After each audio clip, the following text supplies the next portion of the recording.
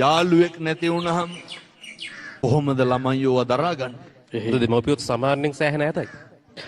ළමයින්ගෙන්ම දෙමව්පිය මම අහනවා දෙමව්පියොන්ගෙන් ඔය අවුරුදු 15 16 පැන්න ගමම්ම අම්මලා තාත්තලා කියනවා හාමුදුරුවනේ දැන් ළමයා ටිකක් දඩබ්බරයි.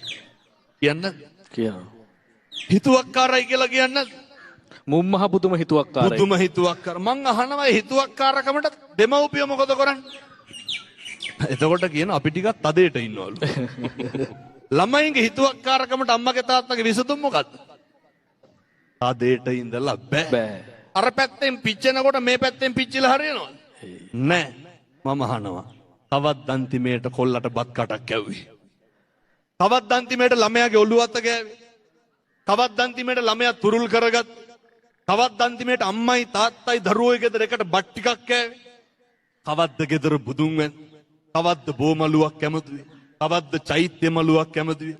මොනවාද කරලා තියෙන්නේ? මේ කිසි දෙයක් නොකර මොනවාද දරුවන්ගෙන් බලාපොරොත්තු වෙන්නේ? මේවා නොකර ඒ සම්මාන බලාපොරොත්තු වෙන්න එපා. ක්ලාස් පීස් දීලා ඉස්කෝලේ යවලා කණ්ඩ දීලා ඇඳුම් අරන් දෙන එක නෙමෙයි දරුවෝ හදනවා කියන්නේ. ಗುಣ වගේම නැන තියෙන්න ඕන.